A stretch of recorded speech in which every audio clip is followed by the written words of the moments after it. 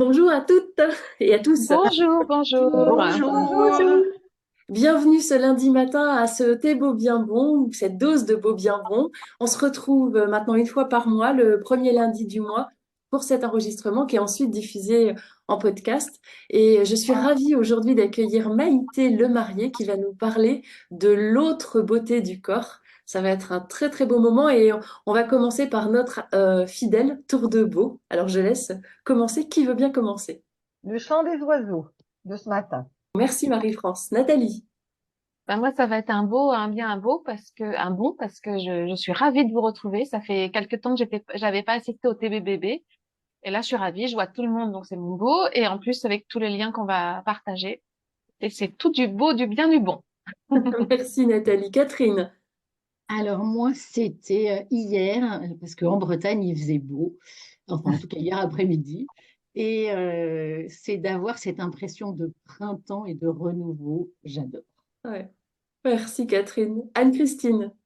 Ah bah moi, alors je continue, hein, toujours dans la Bretagne, dans le Trégor, yes. Alors c'était vraiment ça, c'est-à-dire que aujourd'hui il fait moins rayonnant qu'hier, mais c'est tout vert sur moi, dans ma porte vitrée. Toutes les feuilles sont, on a l'impression que tout a explosé et de printemps et c'est beau. Merci. Merci Sylvie. Bonjour à toutes, ravie moi aussi de vous retrouver après plusieurs mois d'absence. Mon beau, c'est le premier goût des cerises de l'année en fait. Hier, en revenant sur la route, il y avait un vendeur de fruits et légumes sur le bord de la route. Et quand on a vu qu'il y avait des cerises, alors j'ai pas osé demander d'où elles venaient, mais j'en ai acheté. Et qu'est-ce que c'était bonne. Merci Sylvie. Patricia. Bonjour à toutes, ravie de vous retrouver aussi. Ça fait un petit moment que je j'ai pas pu me connecter le matin du lundi. Et ben, je vais piquer l'idée de Sylvie puisque moi j'ai un petit cerisier dans le jardin et j'ai mangé 3 cerises. Ah, Et elles étaient merci. délicieuses. Merci Patricia. Michel. Ah ben moi, c'est pas la nature, c'est la famille. C'est un week-end familial avec une de mes nièces qui est venue me voir et on a fait du shopping, ce qui pour moi était une cascade parce que ça va faire 3 ans que j'ai pas acheté de vêtements. Donc là, je me suis lâchée. C'était tellement agréable. C'est bon la futilité, j'adore. Merci Michel. Corinne. Oui, bonjour, ben pareil, ravie de vous retrouver après plusieurs mois d'absence. Et le beau, c'est ce week-end, c'est d'avoir pu aller tondre voilà, dans la maison de campagne Cocon Ressources, avec toutes les odeurs voilà, de l'herbe coupée, le bruit du ruisseau, enfin voilà, tous les sens étaient en action. Et on avait même emmené un bon goûter, donc on a même voilà, savouré. Donc c'est voilà, les 5 sens en action ce week-end. C'est top. Merci Corinne. Maïté. Alors moi, c'est un petit peu en lien avec le thème qu'on va aborder, puisque hier, j'assistais au marathon de Biarritz. Donc cette année, je l'ai pas fait en marche, mais voilà, je suis allée se faire supporter. Et le beau, le bon, le bien, ça a été des tas de moments où j'ai vu des enfants soutenir les parents, et c'était mais extraordinaire, avec des Wow. pancartes, c'était trop mignon, et les parents qui arrivaient donc sous le panneau de l'arrivée, qui prenaient les petits et qui couraient c'était trop drôle. Donc j'ai trouvé ça un beau moment, un beau partage, c'est magnifique. Puis ça m'a mis voilà, dans le thème qu'on va aborder aujourd'hui. Super. Merci Maïté. Aline. Bonjour, alors moi c'est une longue balade le long du Rhin, donc qui sépare en fait la France de l'Allemagne, donc avec une vue super dégagée sur la forêt noire et plein de petits points blancs. Et en fait, j'avais pas mes lunettes, mais à un moment donné, je me suis rendu compte que ces cinquantaines de points blancs étaient en fait des cygnes. Voilà, donc c'était absolument magnifique. Waouh. Merci. Merci Aline. Super. Bah, ah, Sophie. Et moi, j'ai fait un tour de Vélib samedi soir dans Paris. J'ai eu la chance qu'il ne pleuve pas à ce moment-là parce que franchement, je crois qu'au niveau de l'eau, on a notre dose. Ça a l'air de s'arranger ce matin, mais je n'ose même pas y croire. Et voilà, pédaler dans Paris, en plus le soir où il y a personne, je trouve ça mais tellement agréable.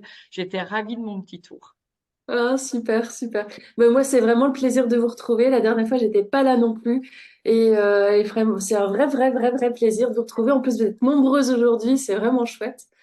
Et donc, je suis très heureuse de passer la main à Maïté pour cette séance-là. Maïté, c'est parti, c'est à toi. Allez, c'est parti. Alors, écoutez, moi, je suis ravie de partager ce thème ce matin avec vous, même si dans la préparation, je me suis rendu compte que c'était large possible. Donc, je me suis en tout cas centrée sur un certain nombre de points et merci Elisabeth de m'avoir aidée dans cette préparation. Donc oui, voilà, on avait dit comme thème l'autre beauté du corps. Pour le faire plus simple, c'est bien l'idée du quel est le lien entre le beau, bien bon et le corps. Et pour, on va dire, commencer à déflorer ce sujet, je vais vous proposer une petite activité, si vous en êtes d'accord. Et cette activité, en fait, elle va vous ramener dans votre enfance. Et ce que je vais vous demander, c'est de revenir, alors je veux dire petite, puisque je crois qu'il n'y a pas de messieurs ce matin, mais donc à ce moment où vous étiez dans votre enfance, et vous vous rappelez dans cette enfance un moment physique, c'est-à-dire un moment où votre corps a été en mouvement et pour lequel vous avez ressenti du plaisir. Donc, est-ce que vous pouvez retourner dans ce passé, vous petite, votre corps en mouvement, et qu'est-ce que vous avez pu ressentir comme plaisir? Et je vous laisse la parole pour nous exprimer ce qui s'est passé pour vous. Aline, tout de suite. Gymnaste quand j'étais plus jeune et en fait oui alors dans mon corps c'était la joie d'arriver en fait à faire des trucs complètement improbables sur la poutre, la roue, des saltos en fin de parcours, voilà, donc ça c'était vraiment ouais, c'était de se rendre compte en fait de la capacité du corps à réaliser en fait certaines figures qui peuvent paraître complètement improbables. Ah, Très merci bien. Aline. C'est fini, hein, je ne fais plus de roue sur la On ne veut pas savoir, C'est dommage, Aline, hein, vraiment. Non, non, mais j'y pense souvent, j'y pense souvent. imagine. Sophie, merci Aline. Alors, la première chose qui m'est venue à l'idée, c'est mes souvenirs dans la cour de l'école, le fait de sauter à l'élastique ou de sauter à la corde à sauter, parce qu'il y avait une ambiance, voilà, c'était des très bons moments. Et en écoutant Aline, je me dis, j'ai quand même fait 18 ans de danse, donc j'aurais pu me souvenir de mes moments à la danse. Mais non, je crois que voilà, j'ai eu envie de cette liberté de faire un petit peu ce qu'on avait envie et cette joie que procuraient ces moments où on sautait à l'élastique dans la cour. Merci Sophie. Corinne. Eh ben moi, j'aurais pu avoir le même souvenir que Sophie, mais c'est pas celui-là qui s'est présenté. C'était d'aller, alors j'allais à une tranche de ma vie avec mon papa tous les dimanches à la piscine. Mon papa était militaire et il devait s'entraîner physiquement régulièrement. Et on s'était donné comme mission de nager 1 kilomètre. Et alors au début, lui faisait son kilomètre et moi je faisais 200 mètres, puis 300 mètres, puis 400 mètres. Et est arrivé le jour où j'ai réussi à nager 1 kilomètre. Et je le faisais vraiment régulièrement. Donc il y a aussi la joie du souvenir d'avoir partagé ça avec mon papa. Et c'est joyeux du coup. Merci Corinne. Patricia. Ben moi, j'avais peur de l'eau jusqu'à environ 11 ans. Et donc, du coup, c'était un peu difficile d'aller à la piscine, alors que j'adorais en même temps, c'était un peu contradictoire, j'adorais l'eau aussi, mais il y avait la peur de se noyer. Et puis, il est arrivé une piscine dans un camion dans mon village. Et là, je ne sais pas pourquoi, ça me faisait plus peur parce que c'était un camion et c'était, bon, je sais pas ce qui s'est passé dans mon... Et donc, du coup, j'ai appris à nager dans ce camion et Waouh. j'étais enchantée, mon corps il glissait comme un dauphin et tout ça et c'était génial, voilà. Génial, merci Patricia. Anne-Christine. Oui, alors moi, je pense que l'idée qui m'est arrivée tout de suite, c'est le chant. En fait, ce que je vivais dans le corps, parce que toute petite, j'ai fait partie de chanterie et de chorale, et c'est vraiment une impression de globalité quand on chantait. Et ça fait que c'est vraiment quelque chose que j'ai vraiment besoin de faire. et finalement, j'ai toujours fait dans mes classes avec mes élèves. Et puis après, là, maintenant que je suis à la retraite, eh ben, j'ai retrouvé une chorale dans la nouvelle entrée, dans ma nouvelle vie. Voilà. Et donc, c'est vraiment quelque chose qui passe vraiment par le corps. Mais dès Génial. l'enfant. Merci Anne-Christine. Catherine. Alors, moi, le premier souvenir qui m'est venu, c'était mes souvenirs de patin à roulettes. On dit patin à roulettes, hein, parce qu'on ne disait pas roller à l'époque, patin à roulettes. Et effectivement, et après, tout s'est bousculé dans ma tête. Je me souviens, d'ailleurs, j'adorerais savoir à quel moment j'ai arrêté. Bougeait dans tous les sens. Et tu sais, ce plaisir permanent que tu avais, et surtout ce sentiment où tu fais les choses non-stop, parce qu'en fait, moi, j'étais tout le temps en mouvement. Donc, je faisais des roulades. Je me souviens que je traversais le jardin en faisant des roulades comme ça. Et, je faisais du skate. Enfin, j'arrêtais pas. Et je me dis, mais à quel moment j'ai arrêté, en fait? Et quand on voit... Alors, pardon, je vais sortir le cœur, mais quoi que non, ça reste le corps. La ménopause, quand tu vois les douleurs que tu as de partout, enfin, moi, c'est terrible, les douleurs articulaires que j'ai. Et je me dis, waouh, j'aimerais bien retourner à l'âge où je faisais des bonds dans tous les sens. Et j'éprouvais, tu sais, sans aucune fatigue, c'est juste génial. Super, merci Catherine. Oui, Nathalie. La prochaine fois qu'on se voit, Catherine, tu vas nous faire des roulades. Moi, je te le dis. On va On va t'imposer faire un ça concours de dans le roulades gazon. dans le jardin d'Elisabeth, ça va être génial.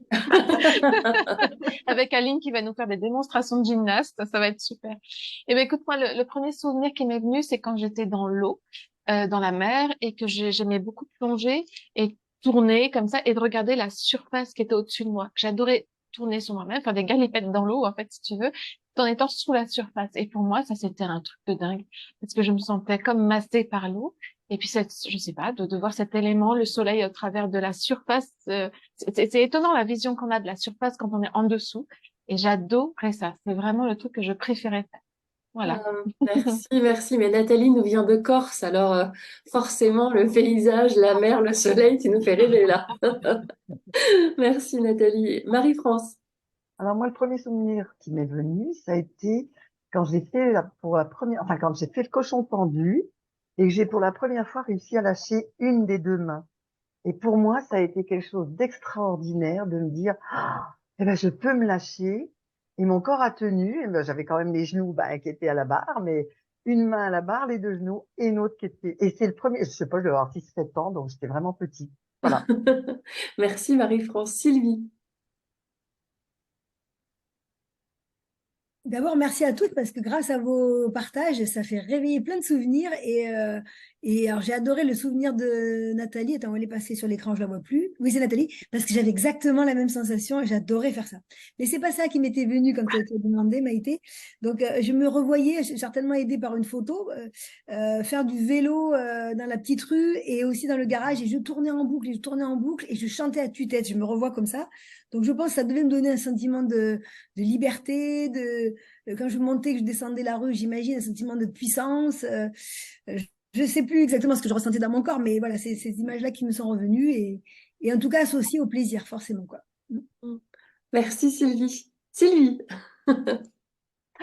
Alors, bonjour à toutes, parce que je ne vous ai pas vu, j'étais un peu en retard. J'ai fait mon thé et il a mis du temps à chauffer. Ensuite, premier souvenir, en fait, c'est mon premier souvenir de ski. Je devais commencer le ski à 4 ans, j'ai eu une jaunisse et ça, on a commencé donc 1 an plus tard, forcément. Et au moment de chausser les skis, mon père dit, ah, j'ai oublié quelque chose. Et il y a un ami de mon père qui dit, bah viens, je l'emmène là. Mais c'était la première fois que je mettais quand même les skis au pied. Donc je dis, bon, il était à 4 mètres de moi, je me dis, il n'y a qu'à glisser, ça a l'air simple. Et je glisse, et puis il me dit, puis tu te mets de côté, ça freine tout seul. Oui, ça a freiné, mais j'avais les fesses par terre. Et du coup, je me suis dit, ah, oups, ça faisait longtemps que je n'étais pas tombée. Et c'était assez magique parce que c'était frais, mais c'était beau. Et puis, je voyais tous ces flocons de neige qui scintillaient au soleil. Je me dis, c'est super, c'est magique. Mais ça a l'air simple, mais c'est pas si simple. Du coup, je me suis dit, mais quand même, je vais réessayer. Et je sais que j'étais transportée et que la première sensation qui m'est revenue quand je m'étais remise debout, c'était la vitesse. Je me dis, oh, mais on a l'impression de voler, c'est la vitesse. Il y a quelque chose qui va de plus en plus vite, forcément, hein, il y a une pente. Donc, ça a fini les fesses par terre. Mais c'était la vitesse, cette sensation, parce qu'à l'époque, on n'avait pas les casques. les cheveux au vent, enfin faire comme un avec la nature, quoi, quelque chose qui me Hmm. caresse, le soleil, les flocons et tout. Et ça m'est resté, hein. J'adore encore la vitesse et en fait cette sensation de liberté, de faire corps avec la nature en fait.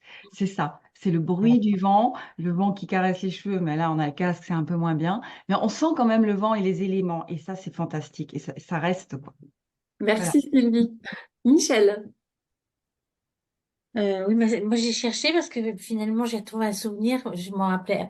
C'était un souvenir de mon papa qui voyageait et qui rentrait le samedi et il avait des échantillons de, de bain moussant. Et il y a quelques années, enfin il y a 50 ans, 60 ans, le bain moussant c'était quand même quelque chose d'un peu nouveau. Donc ça s'appelait caméléon. C'était une petite dosette comme ça qui était verte et quand on la mettait dans l'eau, ça devenait bleu. Et alors mon père faisait mousser l'eau comme ça. Et c'était vraiment une espèce de joie de se dire, oh là là, mais on va toucher l'eau avec cette mousse. Enfin, c'était un instant un peu à nous deux. Et il me disait, ça y est, ton bar est prêt. Et moi, j'arrivais et je rentrais dans le caméléon. Et je me souviens de ce nom, là, qui est tout à fait revenu. C'était un souvenir assez spécial. Merci. À moi aussi, j'avais envie de partager avec vous parce que ça m'a rappelé les souvenirs de ma jeunesse. Je passais mon temps à la piscine quand j'étais jeune et l'été, je passais l'été vraiment l'après-midi, tous les après-midi avec mon frère à la piscine et je faisais de la danse aussi. Et puis après, j'ai eu la possibilité de faire de la natation synchronisée et ça a vraiment été un moment exceptionnel. Tout à l'heure, j'entendais parler de dauphins, j'avais l'impression d'être une sirène. Enfin, c'était incroyable et ça fait vraiment partie des beaux moments de ma jeunesse. Maïté. Alors, moi, c'est un moment, le premier qui m'est venu, c'était la danse, puisque j'ai fait 15 ans de danse. Mais en fait, le premier moment, c'est me revoir petite qui rentrait de l'école. En plus, je faisais du vélo pour rentrer de l'école. Et en fait, on habitait dans une maison entourée de champs. Donc, j'allais me balader dans le champ en toute liberté. Je faisais de la chorégraphie dans les herbes. En plus, j'étais avec mon chien. Bref, c'était cette sensation de liberté du corps. Et aussi, ce qui a été dit tout à l'heure, la sensation d'être en rapport avec l'environnement et d'être dans quelque chose où on exprime finalement. Je faisais ça pendant 5-10 minutes, une demi-heure, et bah, la joie était là, le bonheur était là. C'était vraiment un moment de grâce, hein, quelque part. Et je me suis dit, ouais, ouais, ça m'a quand même beaucoup marqué de me dire, bah, le corps, il était fait pour être en liberté aussi, quoi. Ouais. Euh, voilà. C'est Euh, beau et, ça, le corps était fait pour être en liberté. C'est beau de dire ça. Mm, mm. J'aime bien. Et en tout cas, dans tout ce qui est venu, je crois qu'on a entendu à peu près tout le monde. Ouais, ouais. C'est ça. Donc, ce que je me suis noté, parce que c'est bien, en tout cas, ce qui fait que ce sujet est passionnant, c'est que ce que vous avez évoqué, en fait, tourne autour d'émotions. En particulier, la joie est venue quasiment tout le temps. La joie, effectivement aussi, la notion, enfin, joie plus toutes les émotions qui vont avec, les sensations qui ont pu être évoquées par rapport au corps, que ce soit les sensations en interne ou les sensations liées, encore une fois, à l'environnement jusqu'à la notion de vitesse. C'était chouette, ça, d'avoir cette notion d'être dans un environnement et de prendre de la vitesse. Il y a aussi, je pense, dans les mots qui ont été sortis hyper fort, la notion d'enchantement. C'était enchantement, magie, enfin, voilà, c'est des mots très forts. Et puis, il y a bien sûr cette notion de liberté qui était sortie déjà à plusieurs reprises. Il y a eu aussi tous ces moments, j'ai envie de dire, drôles, légers, les roulades, hein, par exemple, la notion de plaisir hein, que vous avez pu évoquer aussi avec votre corps. Et puis, une notion aussi qui est apparue, qui est la notion de se dépasser. Si je prends les exercices sur la poutre hein, dès le départ, ou en tout cas de faire des choses, nager dans un camion, alors ça, franchement, ça devait être absolument génial. Et de faire du ski pour la première fois, enfin, je pense qu'il y a une notion de dépassement de soi avec le corps qui fait que ça, ce que vous évoquez aussi, je trouve, ça nous ramène aussi à nous-mêmes. Hein. Et peut-être un apprentissage aussi de l'estime de soi qui est là, hein, en veille, pour se dire, ben voilà, j'ai aussi fait ça et aussi la confiance en soi. J'ai fait ça, donc voilà. Et donc c'est la raison pour laquelle ce thème, pardon, de quelle beauté du corps, je trouve c'est ça nous renvoie à plein de dimensions que vous avez évoquées grâce à cet exercice. Merci Elisabeth de me l'avoir soufflé. Et de se dire que oui, il y a quand même un apprentissage du corps voilà, qui est là, et peut-être dans ce que vous avez évoqué, ben, je pense que la dimension physique, elle était là, hein, elle était vraiment importante, de se dire c'est peut-être cette incarnation de soi qui prend forme, on va dire, dès l'enfance. Et je crois que tout à l'heure, quelqu'un a évoqué le fait de dire aujourd'hui, je ne le ferai peut-être plus. Mais comment aujourd'hui, ce que vous avez évoqué, qui est tellement riche, comment on retrouve ces sensations de bonheur, de plaisir, de joie, de liberté, voilà, d'aller au-delà de ce qu'on sait faire avec le corps? Parce que ça, c'est en fait, c'est la question qui me vient. Ouais, c'est très bien. Comment vous retrouvez ces sensations-là? Ah, ou alors, où est-ce que vous retrouvez ces sensations-là? C'est peut-être pas au même endroit, c'est peut-être pas avec la même activité, mais quelles sont les activités qui vous permettent de retrouver ces sensations? Oui, Marie-France de Grenoble. Ben alors moi, c'est le vélo. Le vélo. C'est, ça fait tout. Ça fait le physique, le mental, la nature, la performance. Et à chaque fois que je reviens, là, j'ai fait, il y a 2 jours, un samedi, j'ai fait 2 heures et demie de vélo. Et quand je reviens, je peux dire que mon corps et mon esprit sont vraiment alignés. Ça, c'est vraiment important. Merci Marie-France. Oui, Corinne de Besançon. Eh ben, alors moi, c'est pas forcément dans une activité de sport en tant que telle, parce que je parlais de la natation tout à l'heure, mais là maintenant, c'est plutôt dans le bricolage, parce que je suis voilà, dans la rénovation du lieu de vie en Haute-Saône. Et par exemple, samedi, j'ai charrié des pierres très lourdes. Donc la première pierre, je la trouvais particulièrement lourde. Puis finalement, plus on le fait, plus le corps s'habitue. Je pense que les endorphines doivent arriver à un certain moment. Et en fait, ce qui est magnifique, c'est de se retourner à la fin de la journée sur ce qu'on a fait, quelle que soit d'ailleurs l'ampleur de ce qu'on a fait. Mais même si on n'a posé que 3 pierres, c'est toujours 3 pierres de plus qu'en début de journée. Et ce côté dépassement, je le trouve intéressant. Et moi, je le retrouve dans le bricolage, du coup. Ouais, peut-être sentiment d'efficacité, d'accomplissement, on va retrouver Ouais, là-dedans. Ouais, ouais, c'est effectivement, ça, c'est cet exactement. ordre-là. Merci Ouais. Corinne. Oui, Sylvie.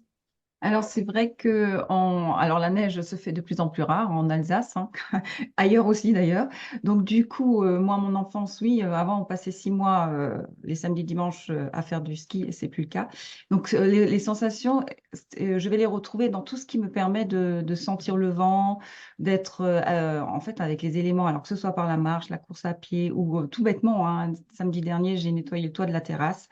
Mais j'ai eu ce petit vent et j'ai eu en plus ce scintillement sur le toit avec l'eau, etc. Et je me suis dit, c'est exactement comme sur une piste de ski. Il faut faire attention de ne pas glisser en plus. Donc, c'est effectivement tout ce qui te relie à la nature, du coup, après. Et tu retrouves exactement les petites bribes et les sensations qui te reconnectent à ce que tu as connu, quoi. Ouais, super, merci Sylvie. Sophie devant 92. Alors, comme Marie-France, moi, ça va être le vélo dans lequel je vais retrouver à la fois ce sentiment de liberté, d'indépendance, de joie, et puis, comme disait Sylvie, ce petit air qu'on reçoit là et qui fait du bien. Et pour le côté joie, c'est quand même le fait de pouvoir danser et danser en soirée. Et donc, ma dernière soirée dansante est encore très, très présente. Voilà. Nous avons été un certain nombre à y participer. On l'a partagé ensemble, on peut le dire, hein. Voilà. Et alors vraiment, voilà, des moments comme ça, c'est réconcilier le corps, l'esprit, la joie de vivre, le partage avec les autres. Et j'adore. Franchement, c'est génial. Merci Sophie. Catherine de Saint-Malo, Catherine Baqueuse. C'est dur de passer après ça quand même. Merci Sophie, non vraiment merci. Alors moi, je vais rejoindre un peu Corinne. Euh, c'est vraiment et c'est ce que j'ai fait hier en fait. Et je vois à quel point ça me réénergise. En plus d'atelier Lego, il faut le dire quand même. Bon, non mais faut expliquer. On a fait une formation en céphale, une formation Lego ensemble, et donc à un moment on s'est mis à danser en soirée, et voilà, c'est ce qui a énergisé beaucoup de monde, et même l'atelier Lego lui-même en fait.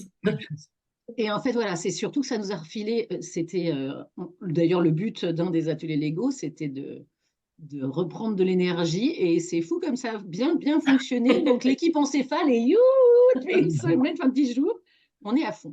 Bref, pour en revenir au lien du corps, Oui, c'est vraiment ça, c'est ce sentiment de c'est pas facile. Tu transpires, tu soulèves des trucs, etc. C'est le fait de jardiner. Moi, j'ai un jardin qui est un peu en pente et qui est voilà, d'une bonne taille, que j'entretiens toute seule. Donc, c'est le fait de. Voilà, en plus, il faisait beau, comme j'ai dit, en Bretagne. Donc, tu sais, tu as toute la nature qui se réveille, tu as toutes les fleurs qui sortent, etc. Et c'est un peu la friche parce que, il pleut de temps en temps et donc ça pousse beaucoup. Et tu remets tout en état. Mais c'est dur physiquement parce qu'effectivement, bah, il y a des choses lourdes. Et tu as ce sentiment de te dépasser pour arriver là où tu veux avec une satisfaction à la fin. Mm. J'adore. Merci Catherine. Anne-Christine, alors en Bretagne. Ah oui, toujours en Bretagne, dans le Trégor, sur la côte de Granit Rose, où justement la musique et le chant fait vivre le corps et où je le retrouve en permanence. Alors là, on a fait un fest-noz organisé par l'école de Ploumanac. Et c'est vrai que on voit que toutes les sortes de musique, ça donne envie de chanter. C'est des chansons, j'allais dire, traditionnelles, qui donnent envie de danser. Mm. Et puis, dans la commune où je suis, hier, c'était Men in Rock. Donc, c'était tous les rocks de mon enfance, justement, enfin, de ma jeunesse, hein. Et effectivement, ça donne aussi envie de chanter et de danser. Et vraiment, il y a cette sensation d'harmonie. En fait, quels que soient les types de musique, en fait, aussi. Et justement, avec la chorale laquelle j'ai laquelle j'ai pris parti, là, dernièrement, c'était des journées de musique ancienne où il y avait aussi des danses.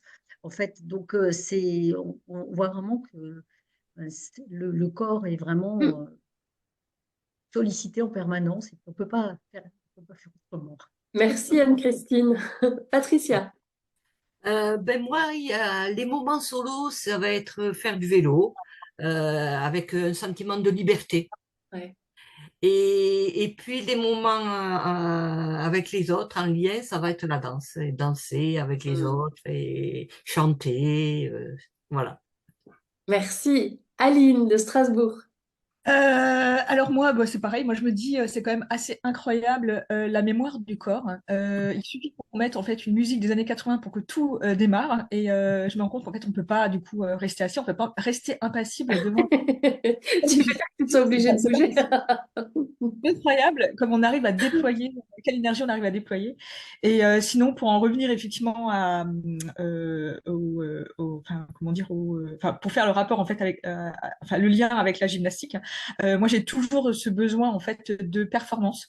Et c'est vrai que je marche beaucoup. Et hier j'ai marché, je pense avoir fait 6 km. Et quand je suis rentrée, que j'ai vérifié sur l'application, je n'en avais fait que 3. Et donc je n'étais pas satisfaite. Donc je suis repartie. Oh, Mais en fait, je sais pas, je vais pas marcher très vite. Je vais essayer de marcher le temps qui me sera nécessaire. Et quand je suis rentrée, j'avais fait mes 6 km, donc j'étais contente. Donc voilà. Donc, effectivement, j'ai toujours besoin de ce dépassement. Et il y a aussi un phénomène qui a été assez fort, c'est lorsque j'ai vu toutes les photos sur les réseaux sociaux du marathon de Paris. Et du coup, il y a un truc voilà, ça me titille. Et j'aimerais bien réussir à faire au moins un semi déjà, mais pour l'instant enfin, j'en suis très loin, mais j'y pense quand même. Mais je me dis, ouais, c'est peut-être que c'est possible. ah. Hmm. Merci Aline. Nathalie. Alors moi, je suis pas aussi sportive que vous, à part quand je peux nager, c'est vrai que cette sensation de bien-être est fantastique. Moi, je cuisine beaucoup, en fait, je vous l'avais peut-être pas encore dit, mais j'aime bien aussi ça. Je trouve que le corps fait partie quand même de la cuisine, avec toutes les sensations, parce que déjà c'est fatigant quand on passe quelques heures en cuisine, n'est-ce pas, Aline? C'est fatigant, ça demande beaucoup d'énergie. Et puis il y a quand même la satisfaction pendant et la satisfaction après. Et je trouve que c'est une autre façon d'impliquer le corps et le plaisir, mais c'est quelque chose d'agréable aussi et voilà, de préparer. Hier, j'ai passé pas mal de temps pour préparer le repas du midi et c'est vrai que j'étais assez satisfaite entre les couleurs et ça demande de l'énergie et le goût, évidemment. Merci Nathalie. Oui, Maïté. Alors déjà, je voudrais dire à Aline, surtout qu'elle n'hésite pas à venir faire le marathon de Biarritz. Ça, c'est parce que le parcours est assez sympa et franchement, c'est à faire, hein. Donc, pour la prochaine année, c'est au mois de mai. Donc, c'est en règle générale le premier week-end de mai. S'il y avait 12 000 personnes hein, hier, voilà, pour situer un peu l'événement, c'est la troisième année. Et franchement, il y a toutes les épreuves, marathon, semi-marathon, 12 kilomètres, bref, il y a de quoi s'amuser. Donc, on t'attend sur la côte basque. Par rapport à... Alors moi, en fait, j'ai pris conscience que si je mets mon corps en mouvement, bah, en fait, je vis. Donc, quelque part, je me dis, quand je suis un peu fatiguée, down ou un truc qui va pas bien, bah, le réflexe, c'est se dire, bon, soit je vais marcher, je vais enfin, courir, moi, je peux pas, j'ai pas trop le droit avec le dos, mais je fais du vélo, je prends le chien, bref. Et où je mets la musique, comme vous, vous toutes, je crois, vous avez fait pas mal référence à la musique. Même s'il s'agit de faire le ménage, je me dis, bah, une autre façon, c'est retrouver un peu cette sensation d'être en vie, en mouvement, parce que mon corps me donne cette possibilité, et puis de retrouver, bah voilà, retrouver les sensations, retrouver l'émotion. Bah, effectivement, le ménage, quand il est fait, que ça s'est fait en musique, c'est beaucoup plus agréable. Et bref. Et donc, pour moi, c'est de me dire, voilà, le corps, il me sert aussi à ça. Et il me sert aussi à exprimer finalement des choses qui sont pas aussi évidentes au démarrage, parce que si je pars d'un état fatigué, ou si par contre c'est l'inverse, je suis super excitée, bah, là, le corps, il part tout seul. Donc, bah, je le laisse faire. Hein, voilà. Et puis, je pense que dans toutes les activités, entre guillemets, sportives, il y a effectivement des activités qui me procurent vraiment du plaisir. En tout cas, moi, c'est le surf. Et il y en a d'autres que je fais où j'ai pas ce plaisir-là.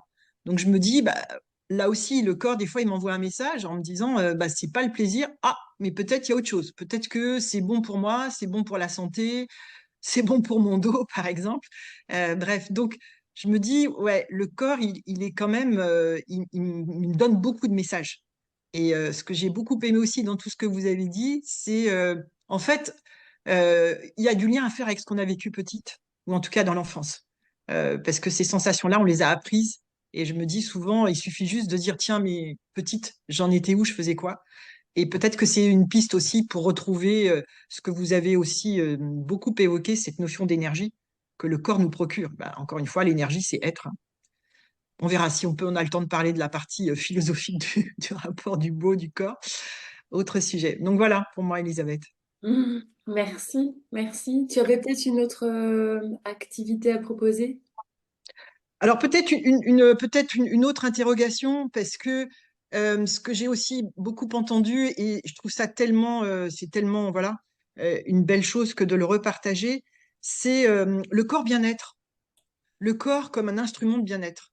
Et c'était ça au départ qui m'avait aussi un peu euh, enfin, je veux dire, qui m'a interpellée parce que c'est pas une expression qu'on voit facilement, le corps, un instrument de bien-être. Alors franchement, alors, on reparlera tout à l'heure de l'entreprise, que je crois qu'il y a quelqu'un qui parlait de performance, je crois que c'est Aline.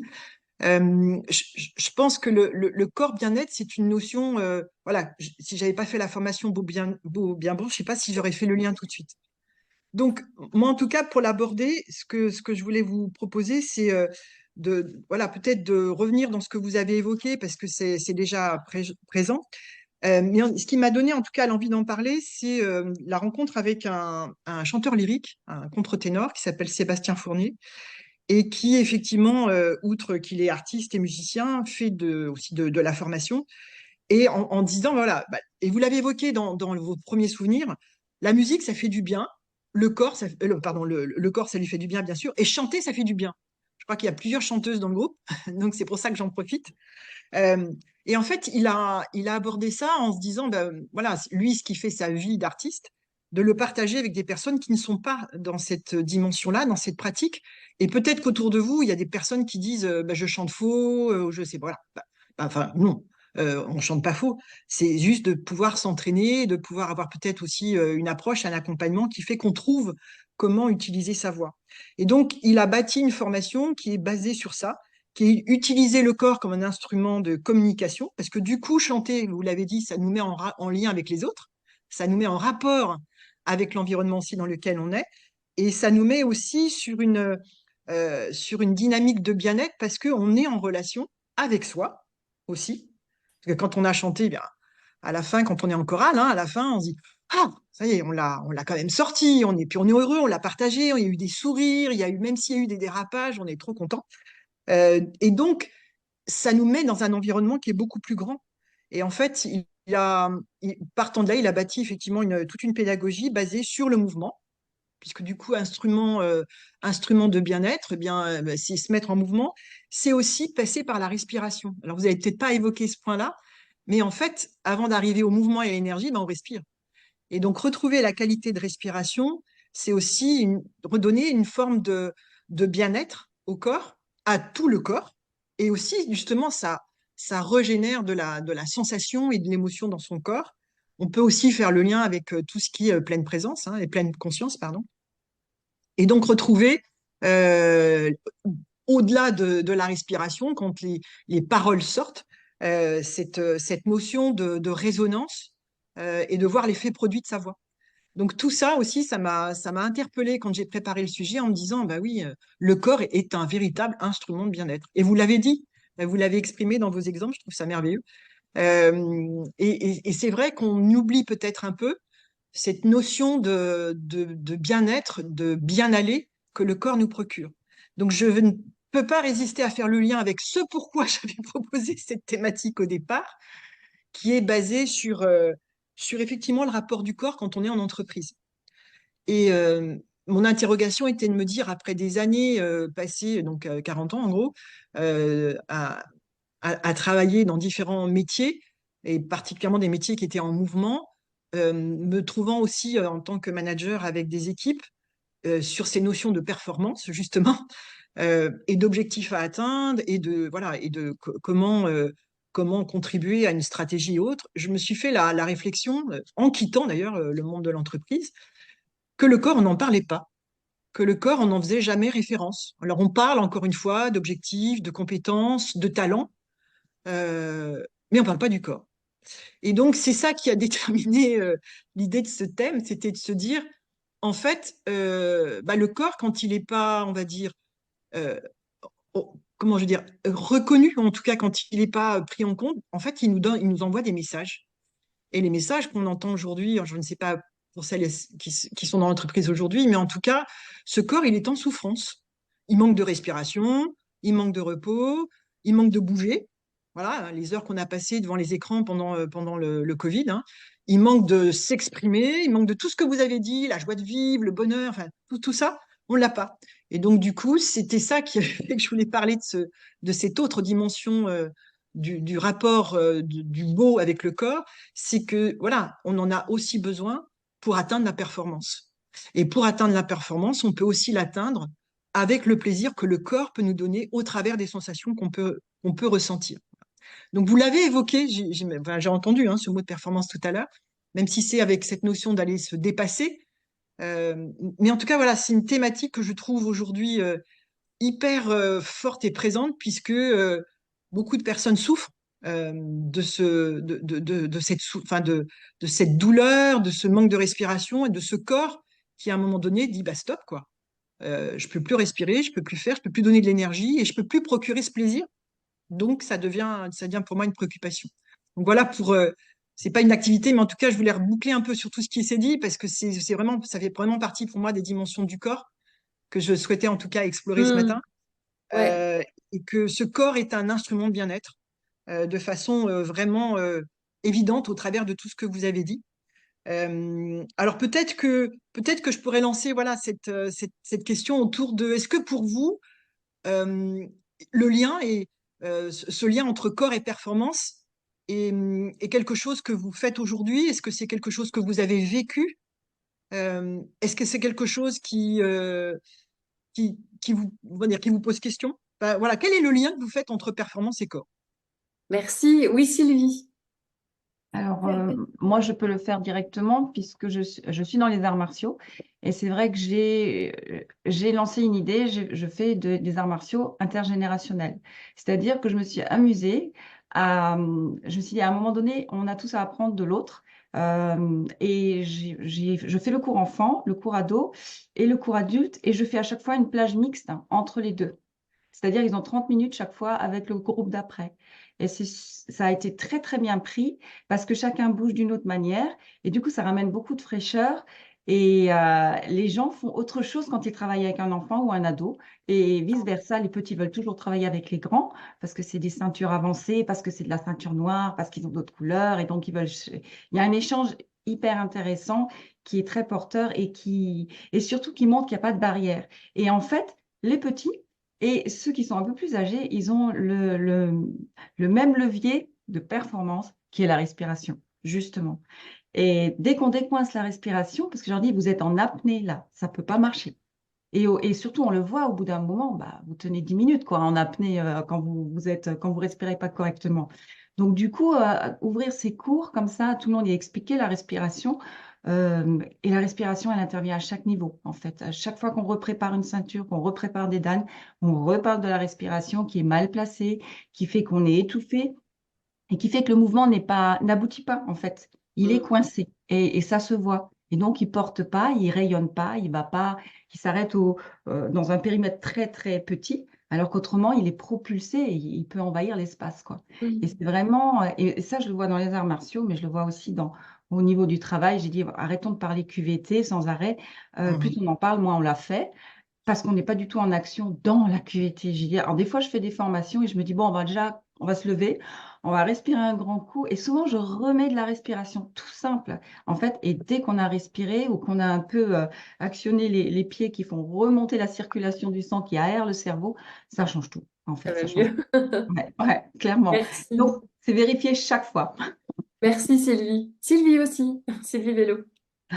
Oui. Alors, tout à l'heure, quand tu as parlé de performance et de corps, forcément, je vais l'associer plutôt à du sport. Bon, dans la famille, il y en a des sportifs, il y en a une qui fait du triathlon et tout. Donc, forcément, elle est sans arrêt dans le dépassement de soi, dans la recherche d'objectifs. Donc, voilà. Mais si je pense au travail, puisque c'était aussi la question que tu posais, je vais plutôt l'associer à cette notion d'outil de performance, outil de bien-être. C'est-à-dire que si j'ai bien dormi, si mon corps est en forme, alors je pourrais mieux faire mon travail. Moi, je suis dans un travail de représentation parce que je suis dans le développement commercial. Donc, en effet, pour pouvoir donner le meilleur de moi-même et pouvoir donner le change, voilà, j'ai besoin que mon corps soit en forme, quoi. Et ça me fait penser à cette fameuse phrase de Rousseau, plus le corps est faible, plus il commande, plus il est fort, mieux il obéit. Et voilà, je pense que c'est là qu'on peut se dire que performance va avec bien-être du corps. Si on est dans un corps qui va bien, il y a des chances qu'on puisse aller mieux pour le reste, quoi. Enfin, donner le mieux pour le reste. Merci Sylvie. Anne-Christine de Bretagne. Oui, alors c'est vrai que cette question de respiration, moi, c'est quelque chose que j'ai vraiment expérimenté dans les ateliers philo. On voit vraiment que les enfants prennent conscience, en fait, parce que jusque-là, ils faisaient jamais attention, les enseignants non plus d'ailleurs. Et effectivement, c'est quelque chose au niveau de la pratique de l'attention qu'ils apprécient énormément. Et effectivement aussi dans l'accueil des émotions. Et effectivement, quand il y a des émotions fortes qui arrivent, le fait de pouvoir se recentrer sur la respiration, ça fait vraiment avancer les choses. Et ce que tu lances là, Maïté, c'est énorme.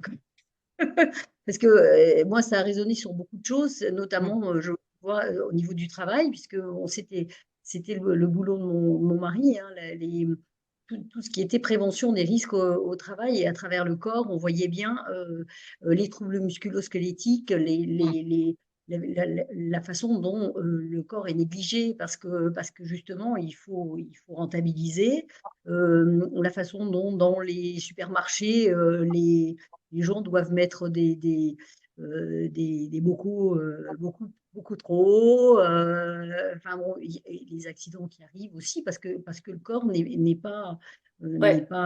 mis en avant. Donc ça, c'est, je vais dire, une très très vaste question. Et Et là, je pense qu'on fera d'ailleurs une séance sur le corps oublié et le corps à réveiller. Et ce sera, à mon sens, l'objet d'une autre séance. Là, on peut rester sur la notion de performance, qui est déjà assez vaste. Ouais. voilà. Et donc, je vais passer la main à Evelyne parce qu'elle a pas eu le temps de poser dans les ateliers philo. On passe, c'est chacun son tour. J'aurais pas mal d'autres trucs à dire, mais bon. Merci Anne-Christine. Oui, Evelyne. Oui, moi je voulais un petit peu nuancer ce qu'a dit Maïté tout à l'heure entre corps et performance et on ne parlait pas du corps en entreprise. Infirmière, coordinatrice santé-sécurité, chef de projet handicap, qualité de vie au travail. Je peux vous dire que le corps en entreprise, j'en ai parlé pendant plus de 40 ans. C'est pas qu'on n'en parle pas, c'est le management qui ne parle pas du corps en entreprise. C'est la grande différence. Les autres en parlent, en tout cas ceux qui s'en occupent en parlent. Ça, c'est une chose. La deuxième chose, c'était que j'ai vu quand même parmi mes collaborateurs des gens qui travaillaient à la chaîne, des ouvriers sur chaîne de montage, sur presse, qui évidemment avaient un corps fatigué, évidemment avaient un corps usé après des années d'entreprise et de travail ouvrier. Mais j'ai vu aussi des gens même fatigués qui étaient quand même satisfaits de sortir un bon produit en fin de chaîne. Donc, cette nuance-là, elle est importante parce que du coup, ils ont plus conscience que leur corps est fatigué et qu'il faudrait ralentir. Et la grande question d'entreprise, alors je vais passer effectivement les TMS, les machins, enfin tout ce qu'on rencontre, mais la grande question d'entreprise, c'est qu'on a tendance à confondre rythme et performance. C'est-à-dire qu'on pense que pour être performant, faut aller vite, faut avoir un certain rythme, faut sortir un certain nombre de produits à la fin de la journée ou à la fin du mois, etc., etc. Bref, faut faire du pognon, comme vous le savez. Et le rythme et la performance n'ont strictement rien à voir. On peut très bien adopter un rythme plus lent, plus approprié au corps et être hyper performant. Et je pense qu'on l'est davantage d'ailleurs, en tout cas sur la durée. Donc, tout est ramené au ROI, hein, le retour sur investissement à moins de 6 mois qu'on leur demande aujourd'hui, ce qui est juste impossible. Donc voilà, il y a des confusions. Et en France surtout, alors pour ceux qui travaillent en France, il y a eu une grande notion, enfin dans le monde entier, cette notion a été introduite, mais la grande notion du lean manufacturing qui est censé comment dire, rationaliser le rythme justement et la performance. Le lean manufacturing occidental n'a rien à voir avec la méthode Toyota. Et il a été largement dévoyé. Moi, je l'ai vu de mes yeux vus. Il a fallu que je corrige les choses. Et évidemment, ça a été une façon de plus de me faire mal voir, mais peu importe. Ce lean manufacturing, je pense, en Occident, a fait énormément de mal à l'entreprise. Et sous couvert de vouloir rationaliser les rythmes, rationaliser les espaces pour être plus performant, on a généré des catastrophes dans le monde du travail. Donc voilà, je voulais juste nuancer ça et dire que non, il y a des gens qui souffrent, mais qui sont quand même contents du produit qu'ils trouvent et que c'est pas qu'on n'en parle pas. Il y a des gens qui parlent du corps en entreprise, mais ils ne sont pas écoutés. C'est forcément le management qui n'en parle pas et généralement le management du très très haut. Hein. Oui, je pense qu'effectivement, vous vous rassemblez sur l'idée que le corps n'est pas toujours pris en compte par le management. Juste pour préciser, le lean management, Lean, c'était une sorte de management vraiment appuyé sur la rationalisation, le fait de découper et de donner un certain temps pour telle tâche et donc d'automatiser certaines choses. Oui. Merci Evelyne. Oui, Corinne. Eh ben, alors le monde de l'entreprise, moi je vais revenir à la petite entreprise, la toute petite entreprise, celle où on est son propre bourreau parfois. Et du coup, je vais parler de mon entreprise parce qu'il n'y a pas toujours besoin d'un patron pour nous donner des cadences et pour nous donner aussi besoin d'aller chercher de la performance. Et donc, ça a vraiment fait écho, Maïté. Merci en tout cas d'avoir mis en parallèle corps et performance. Ce qui m'est venu, c'est notamment alors télétravail, mais surtout travail en distanciel, qui fait que de plus en plus, on peut se retrouver de longues heures derrière un écran. Et moi, j'ai compris récemment la nécessité de m'imposer des pauses, ce que je ne faisais pas forcément. J'avais tendance à enchaîner.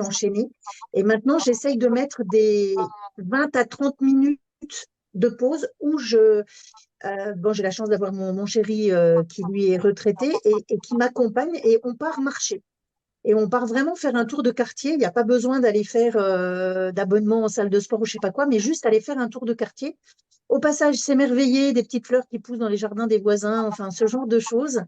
Et quand je reviens 20 minutes après, je suis vraiment de nouveau disponible et je suis allée m'aérer, je suis allée respirer effectivement dans cette pratique de marché. Donc, c'est pas toujours la grosse affaire, mais en tout cas, c'est aussi être vigilant des fois à ce qu'on s'impose à soi-même. Donc voilà, je ne suis pas dans le lean management avec moi-même, mais des fois, je m'impose quand même des choses pas toujours très cool.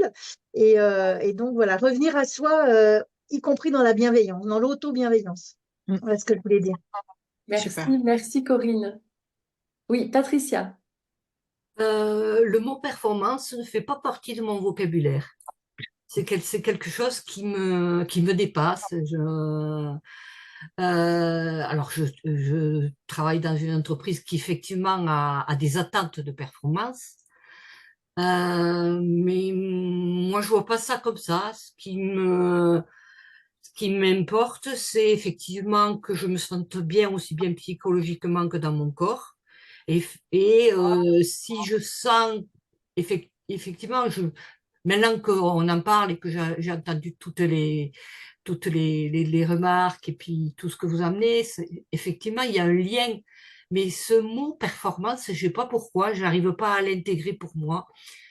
Je peux peut-être intégrer l'endurance,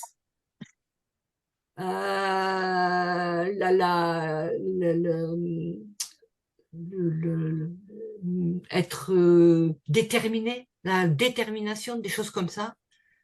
Mais performance, oui, c'est pas moi. Merci Patricia. Merci. Marie-France. Oui, alors tout ce qui a été dit a réveillé de grandes douleurs. Parce que c'est vrai que moi, j'ai quitté l'entreprise, je suis à la retraite depuis pas mal de temps maintenant. Et c'est vrai que j'ai connu le lean manufacturing parce que j'ai fait du management sur ce type de ligne. Et je confirme que ce n'est absolument pas un bon système, ni pour le corps, ni pour le mental, du reste, hein, parce qu'on parle du corps, mais faut vraiment parler du mental, parce que la rationalisation des tâches présente quand même relativement peu d'intérêt. Enfin bref, je pense que moi, la performance, je suis comme Patricia qui vient de le dire là, c'est plus un mot que j'ai en tête. Donc, dans l'entreprise, effectivement, on ne s'occupe pas suffisamment de son corps. Pour autant, je pense qu'il y a des grands groupes qui aujourd'hui en ont pris conscience, qui vont mettre en place des solutions, des accès à des salles de sport internes à l'entreprise, mais ça sera encore pour rajouter plus de performance, pour rendre la personne plus performante et jamais pour lui dire, prends soin de toi. Et je pense que le jour où on fera prendre conscience aux gens de prendre soin d'eux, je vais rejoindre ce qui a été dit tout à l'heure aussi, par Patricia aussi, je crois, c'est qu'on, oh non, c'est pas Patricia, je crois pas. Mais quand on n'a pas besoin d'aller vite pour être efficace, pour atteindre son objectif, on n'a pas besoin d'aller vite. Mais ça, on nous l'apprend pas. On nous dit va vite, vite, vite, vite, vite, mais on n'apprend à personne. Alors que si on disait aux gens, allez à votre propre rythme, faites des pauses de temps en temps, comme le dit Corinne, la performance, elle serait, à mon avis, bien meilleure pour les entreprises. Par contre, pour moi qui suis à la retraite, c'est pas tout à fait le terme de performance que j'utiliserais. C'est quand je vais, par exemple, pas bien, et je me dis, mon corps va m'aider à aller mieux dans ma tête. Donc, du coup, je vais aller faire un exercice physique qui sera principalement du vélo. La plupart du temps, c'est ça. Et je me rends compte que mon corps, à ce moment-là, va être un support à mon état d'esprit. Et c'est dans ce sens-là que je pourrais dire, je fais une performance parce que je vais me pousser à aller faire du vélo alors que j'en ai pas envie. Mais je sais qu'en y allant, j'irai tellement mieux après que je vais performer dans ce sens-là. Voilà. Merci Marie-France. Alors, Aline, Evelyne, et puis ensuite on conclura. Aline? Alors, en fait, c'est moi qui utilisais le terme performance depuis le début, mais je vais aussi utiliser le terme de contre-performance parce que des fois, c'est pas possible. Par exemple, hier, j'avais passé une très très bonne nuit dans la nuit de samedi à dimanche.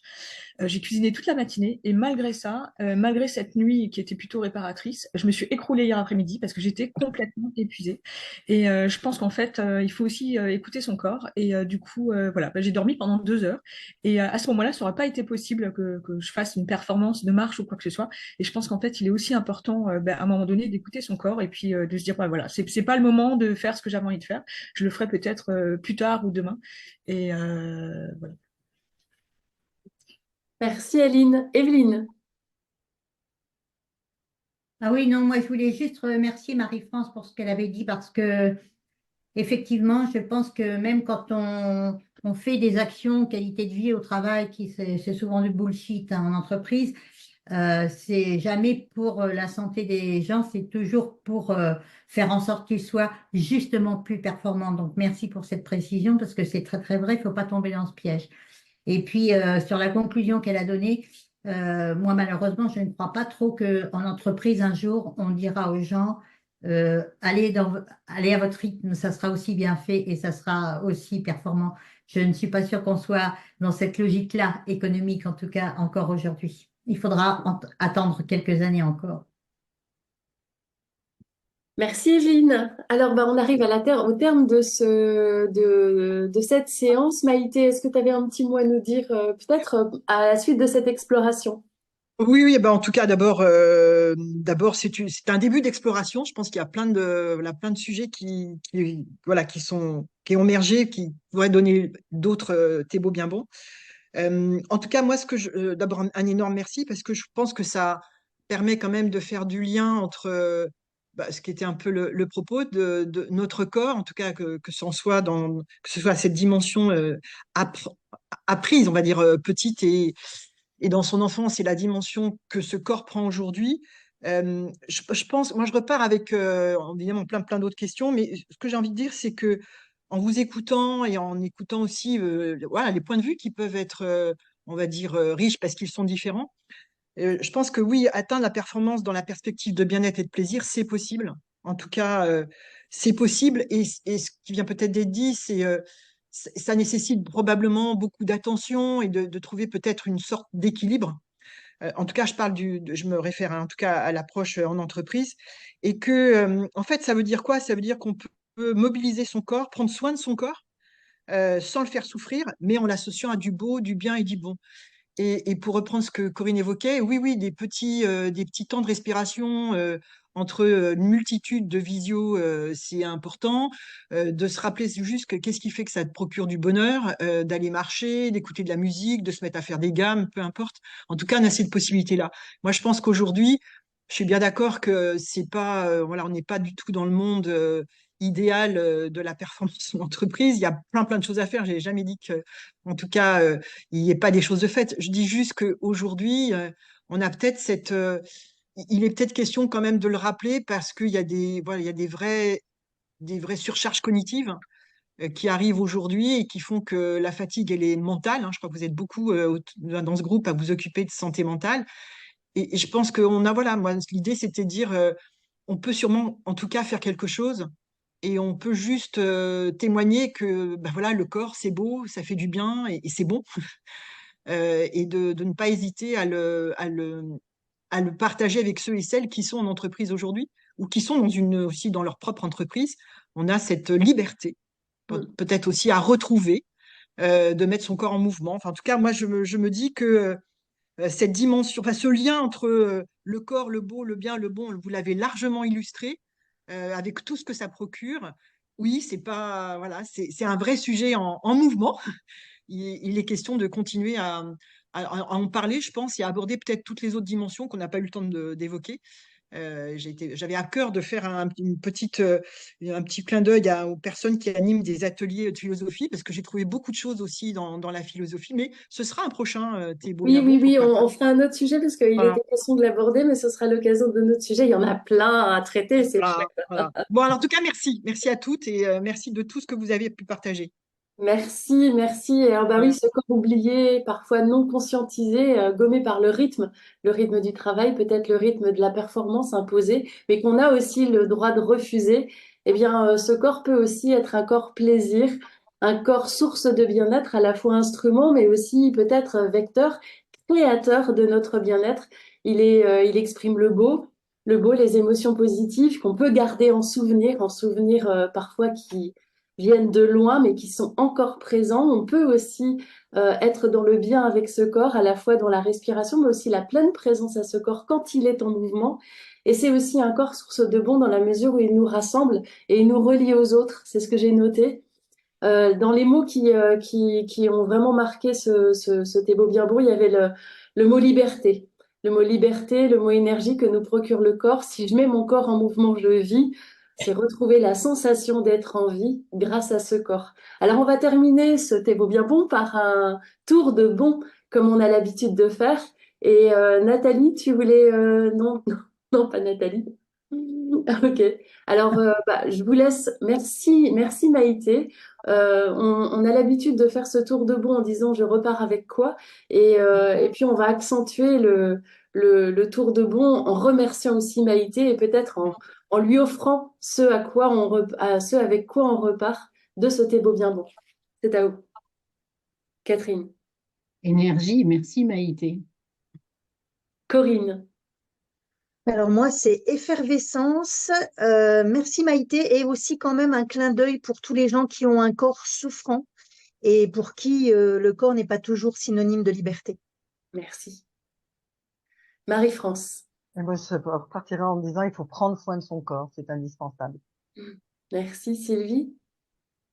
Plaisir, j'associe le corps et tout ce qu'on a dit au plaisir. Merci Sophie Schlumberger. Moi, je dirais joie du mouvement, et je vais partir marcher pendant une demi-heure pour appliquer tout de suite ce qu'on s'est dit. Mais quelle bonne Merci idée. beaucoup. Merci beaucoup, Maïté. Merci Aline. Alors, merci Maïté pour le sujet.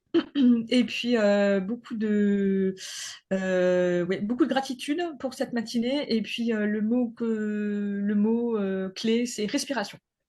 Merci, merci Aline. Anne-Christine.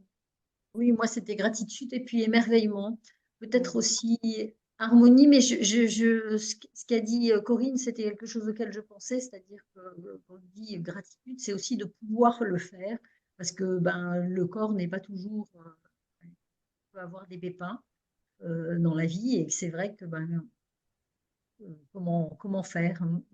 Moi, je repars aussi avec pas mal d'envie de continuer à discuter de ce sujet. Merci, merci Anne-Christine. Oui, Evelyne.